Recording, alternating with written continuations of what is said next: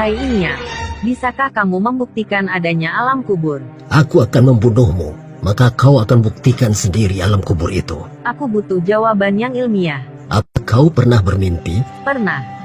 Aku tidak percaya. Kenapa tidak percaya? Karena aku tidak melihat mimpimu. Sesuatu yang terlihat, belum tentu tidak ada. Demikian juga dengan alam kubur yang tak terlihat, tidak dapat diterima logika, namun bisa diterima oleh iman. Sedangkan mimpimu saja yang bunga tidur, tak dapat kau buktikan secara ilmiah. Apalagi alam kubur yang bukan mimpi, namun lebih goib daripada mimpi. Apa kau punya alasan atau pendapat untuk meyakinkanku? Jika kau meminta bukti secara ilmiah terhadap hal yang tidak ilmiah, itu sama saja dengan memasukkan kepalamu ke dalam lubang jarum. Sedangkan alam ini punya beragam dimensi yang di luar nalar. Kami punya Al-Quran.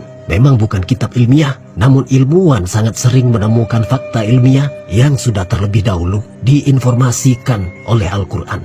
Contohnya, sungai di bawah laut yang ditemukan oleh Jekis, namun Al-Quran sudah terlebih dahulu menjelaskan dalam surat Al-Furqan ayat 53. Suara ultrasonik tentang tumbuhan bertasbih ditemukan oleh Profesor William Brown, tapi sudah terlebih dahulu dijelaskan dalam Al-Quran surat Al-Isra ayat 44. Fenomena hujan hewan yang pernah terjadi sudah terlebih dahulu dijelaskan dalam Al-Quran surat Al-A'raf ayat 133. Black hole sudah dijelaskan dalam Al-Quran surat At-Tur ayat 15-16.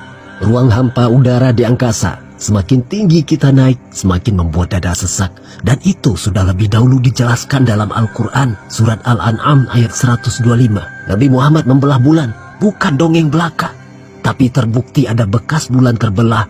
Jilatan anjing yang dibasuh dengan tanah, ternyata ilmuwan menemukan bahwa kuman pada air liur anjing hanya bisa mati dengan tanah. Dan ratusan lagi fakta ilmiah lainnya yang terdapat di dalam hadis dan Al-Quran. Jika orang yang bertumpu pada logika belaka sepertimu kemudian menemukan fakta-fakta ilmiah di dalam Al-Quran, maka dia pasti akan berpikir dan akan berpikir sekian kali untuk mengatakan Islam itu tidak benar. Bagaimana kau bisa mengatakan Islam itu salah jika kebenaran dalam kitab sucinya berkali-kali dibuktikan oleh sains? Yang lucunya, ada yang menduga bahwa agama Islam adalah buatan manusia. Penciptalah yang lebih mengetahui ciptaannya. Bahkan jika Superman benar-benar ada, dia pun tidak akan bisa melakukan penelitian seperti apa yang telah diterangkan oleh Al-Quran. Lihatlah, tubuh kita tak bisa kita kuasai sendiri. Bisakah kita menahan kedipan mata seharian? Menahan buang air kecil dan besar seminggu atau sebulan? Menghentikan pekerjaan organ dalam kita seperti jantung? Menukar oksigen dengan bahan lain untuk bernafas? Tidakkah kita pikirkan ada kehendak yang maha dahsyat yang mengendalikan diri kita, yaitu kehendak Tuhan? Jika kita melihat sesuatu yang di luar batas kekuatan, kecerdasan manusia, yang kedahsyatannya di luar nalar, maka renungkanlah. Sesungguhnya ada sesuatu di balik semua itu. Sesuatu yang bukan makhluk, bukan benda, namun melebihi dari yang ada. Itulah Tuhan. Bagi kami, ayat Al-Quran tidak perlu pembuktian, karena ketika akal tak mampu menerimanya, maka akal itu sendiri akan mengakui keterbatasannya, kemudian menggiringnya ke wadah iman. Tapi orang sepertimu menganggap akal itu adalah di atas segala-galanya. Kau tidak menyadari kapasitas akalmu itu sangat terbatas kepunduang.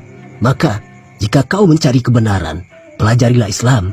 Tapi jika kau menyimpan kebencian, hatimu tak akan bisa dimasuki kebenaran. Sampai kapanpun kau mengumpulkan cara untuk mencari kesalahan agamaku, tetap akan ada jawabannya. Dan kau hanya akan mencari sesuatu yang tidak pernah ada.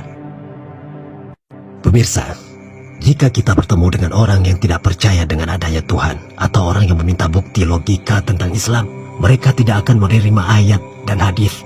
Kita tidak bisa menjawab dengan syariat, tarekat, hakikat maupun makrifat. Bahkan para imam besar di zaman dahulu seperti Imam Hanafi juga pernah berdebat dengan orang yang anti-Islam. Dan ketika mereka berdebat dengan orang yang tidak percaya Tuhan, mereka tidak menggunakan ayat dan hadis untuk melawan mereka. Satu hal yang perlu kita catat, ayat qauliyah, yaitu ayat-ayat yang tertulis di dalam Al-Quran, bukan santapan mereka. Tapi kita harus menggunakan ayat kauniyah yang berupa alam semesta, perbandingan-perbandingan, dan kiasan-kiasan.